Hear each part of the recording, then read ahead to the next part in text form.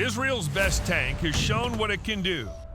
Its incredible combat power inspires a sense of fear in every enemy who sees it on the horizon, because anyone can be frightened by so much power encased in steel. Its unique design, dozens of defense systems, a huge armor-piercing cannon, and state-of-the-art systems that work even in an electromagnetic storm show every enemy how strong Israel can be when it comes to war. Why is it so feared? Can it become a trump card in the hands of the military? Will it be able to stand up to the legendary Abrams and Challenger? You'll find out. But first things first. Development of the Merkava tank began in August 1970. At the time, Israel was trying to sign an agreement with the UK to buy Chieftain tanks. Despite many negotiations and meetings, Britain still refused to cooperate. However, the Israeli authorities decided that this was a great opportunity to spend money on developing their own tank. Let's just say it was a very good idea. The United States offered to sell us their Abrams tank, but the Minister of Defense and Israel Tal refused this offer. They chose instead to continue investing in the Merkava project. Even the fact that the design work was headed by Major General Israel Tal is surprising, which is unusual for the world's tank building practice. Tal was not an engineer, but a combat officer who participated in all the Arab-Israeli wars. Who better than him to know what an ideal tank should look like? 2 years later, a steel model of the tank was already made, and a few years later, the first 4 production tanks entered service. It took 9 years to develop, but how did the Merkava turn out? The answer's simple, unusual, and too powerful. I do know for sure what the Merkava is, what the Israel soldier is, and both of them can hit any other tanks. Thanks to the rethinking of many combat aspects, the combat power of the tank reached new levels at that time. An American 105mm M68 rifled cannon with a perfectly developed targeting system was installed on the Merkava. The tank is so accurate that it allows it to hit the enemy's most vulnerable points with good skill. It will not be surprising if a professional gunner manages to get right into the muzzle of an enemy tank and blow it up from the inside.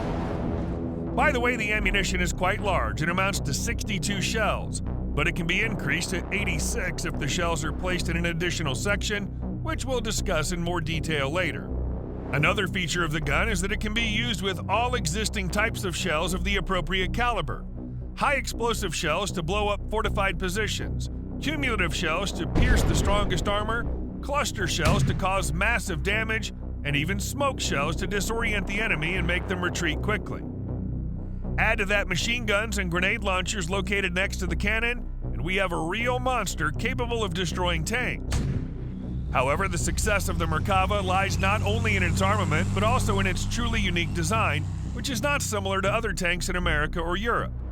For example, the engine and transmission were placed in the front of the hull, which provided additional protection for the crew and freed up more space for armor. As a kind of protection. This is protection for the crew. It's a very nice idea. Another unique feature of the Merkava is the presence of a special compartment that's used to transport troops or the wounded. And if this function is not needed, the compartment can be loaded with additional ammunition.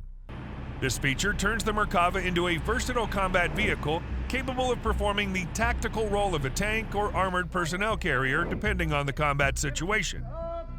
The compartment has an armored rear door, which allows the crew to leave the tank in a convenient way in critical situations. But for the most part, no one will have to leave the tank because it's protected to the highest standard. In addition, its hull is shaped like a wedge, so most shells simply ricochet, causing only fright to the crew.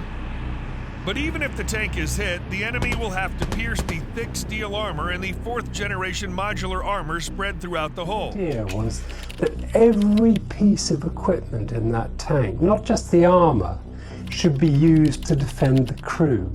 Of course, the enemy may try to use cumulative shells with a special principle of action. At the moment of explosive detonation, the walls of the projectile are instantly compressed by the blast wave, and the metal turns into a hot liquid which is jettisoned at a speed of tens of kilometers per second to the target. Such shells lead to an internal explosion of the tank, but even this will not work against the Merkava because the tank has anti-cumulative armor. In this case, the enemy can only catch up with the Merkava and shoot at close range, but this is not an easy task. The tank's engine is a 900 horsepower turbocharged American diesel engine.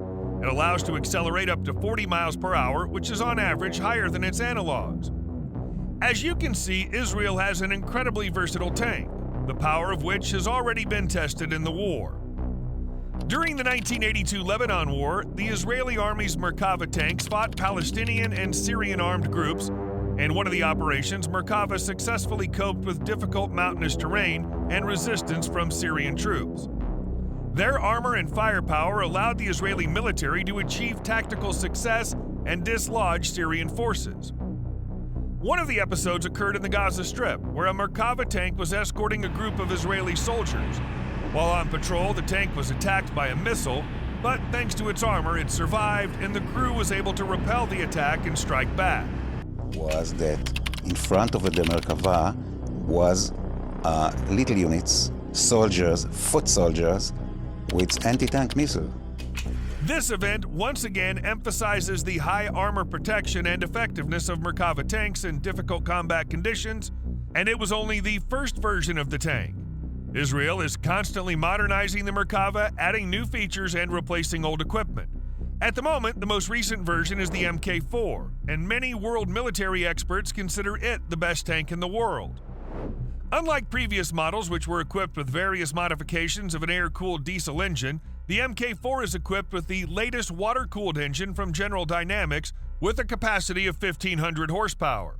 A new 120mm cannon was installed with the same excellent accuracy, and an automatic loading system for 10 shells was added, including Lahat-guided anti-tank missiles.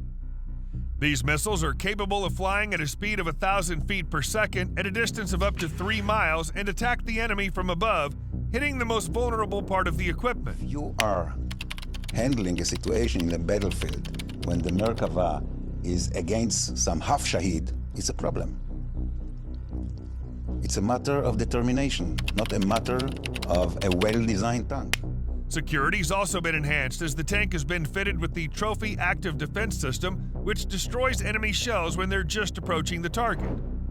By the way, this innovation made the Merkava the first European tank with active protection. And now the moment has come when we can compare the most modern version of the Mercury Mk4 with its counterparts, represented by the legendary American Abrams and the equally famous Challenger made in the UK. Does the Israeli tank have a chance to withstand such sophisticated opponents? Let's imagine that all three tanks are in the same conditions, several tens of miles apart. Abrams can get to a favorable position faster than opponents as its speed is 45 miles per hour. Merkava will take the second position with its 40 miles per hour. The Challenger will be left behind because its heavy hull and weak engine do not allow it to accelerate to more than 35 miles per hour. Abrams is the first to attack, but its gun is not known for its high accuracy. Therefore, most likely, the first shot will ricochet off the wedge-shaped hull of the Merkava, which will be followed by a Lahat-guided anti-tank missile that'll hit the vulnerable rear of the tank. It's a life-and-death situation out there, and you absolutely want to be able to detect, recognize, identify the target, and engage that target before it has a chance to fire back. At this point, the Challenger will also try to attack from close range, but the active defense of the Merkava will not allow it to easily destroy the tank. To be fair, the British tank also has active defense, and all that remains is to shoot until one of them runs out of shells. And this is where the unique additional compartment of the Mercury will make itself felt. More than 80 shells compared to 42 for the Challenger. The British tank has no chance to withstand such a barrage of fire, and even the strongest armor will not save it. Of course, such a simple comparison's not accurate, but it shows that Merkava is clearly not weaker than its colleagues, and in some ways even stronger. This is a very versatile tank, which is famous for its diversity, combat power, and protection. It managed to visit hot spots and proved to be the best. It's able to stand on equal terms against the enemy's new tanks because it was created not just by engineers, but by people who knew what kind of tank should win the war. They've managed to create something incredible, and perhaps it's the Merkava that will bring peace to the lands of Israel. Merkava is some kind of an independence flag we wave. If you like this video, feel free to like it and leave a comment so you can help us understand in which direction we should develop the content. Thanks for watching and see you soon.